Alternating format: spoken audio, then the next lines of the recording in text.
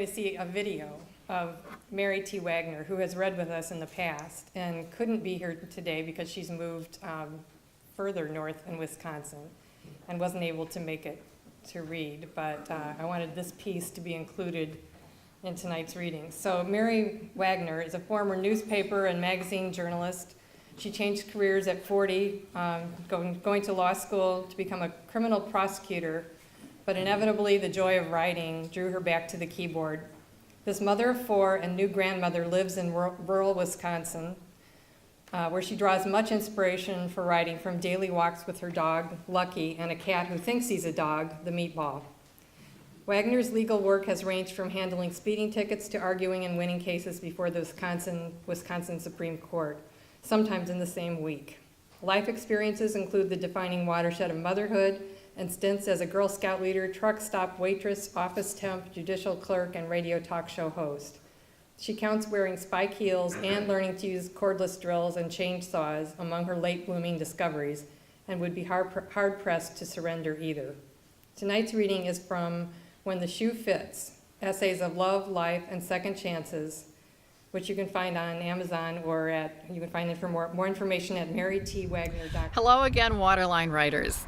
This is Mary Wagner, and I'd like to thank you so very much for the invitation to read at your Christmas holiday show. I couldn't manage to make it here in person this time, and so I'm going to read The Tale of the Christmas Axes on video, and I so wish I could be there again in your beautiful art gallery. This essay is the true story of what happened during traditional holiday baking in the first Christmas after my divorce. My college-age kids came home from school. I handed them the mixing bowl, and they decided to make history. This piece also happens to be the very first essay I ever wrote when I started blogging a few years ago. I had been a journalist for a long time, and then I went to law school. And a few years after that, some friends who knew how much I had missed creative writing pushed me into starting a blog. I called it Running with Stilettos. And this is what came out. You'll find it printed in my very first essay collection called Running with Stilettos. You'll also find it in my best of collection, which is called When the Shoe Fits. I published this last year. And so without further ado, here we go. The Tale of the Christmas Axes. Martha Stewart, stop reading right now. I cannot be held responsible for the stroke that will surely follow if you found out about Christmas at my house or that of my friend Barb's. It's all about what happens when you relinquish the reins of control, and in the end you laugh a lot harder, but it doesn't sell many magazines. Barb and I could be templates for that tired stereotype, women who do too much. That's not because we're perfect, but because we're both coming from behind. Barb still has some recuperation issues from back and neck surgery a few years ago. They slow her down from time to time. And after a riding accident 20 years ago, I still run out of steam and the ability to keep standing on a long day faster than I used to. This doesn't keep either of us from pulling out all of the stops during the holidays. I know Barb's usual standard for holiday decorating. It's warm and inviting and really pretty. Her tree is about 12 feet tall. Mine, well, not so much. But I do have my moments. This time I had 3 of my 4 children coming home from college or beyond right before Christmas. And I wanted the short time they could all spend together to be as cozy as a Norman Rockwell picture turned into a Hallmark television movie. There was a wreath on the door, and a 9-foot Christmas tree with dozens of glass-blown and hand-embroidered ornaments strung with strings of red wooden cranberries. It was festooned with a virtual aviary of ceramic birds and other woodland creatures. There was a homemade pumpkin pie, homemade banana muffins, homemade Christmas cookies in 4 varieties, needlepoint stockings hung by the chimney with care. I couldn't locate the creche for the 2nd year running, but I found the stuffed moose that sang Grandma Got Run Over by a Reindeer, and I put fresh batteries in him before they got home.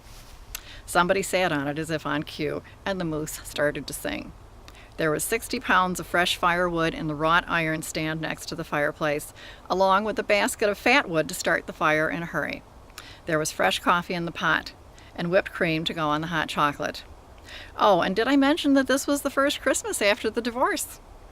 The high point for traditional Christmas fun has always been rolling out and decorating the butter cookies, and this year was no exception. The kids set to the task almost as soon as Michael, a college freshman, walked in the door and dumped his gear. By the time he arrived, it was late afternoon, and I was absolutely done in after days of shopping and wrapping and baking. And I also had to fit in 2 days of working on a last-minute felony drug trial. So, I poured myself a glass of wine.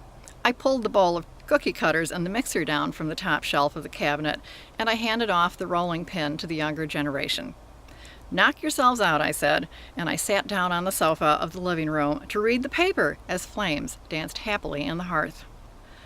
The kitchen was a beehive of happy noise and activity, and I enjoyed the energy from a distance. As soon as the last batch of cookies was finished and cooling, we had dinner and ripped into our presents. Then the kids left to open gifts at their dad's, and I finally began to take inventory of what they'd left behind.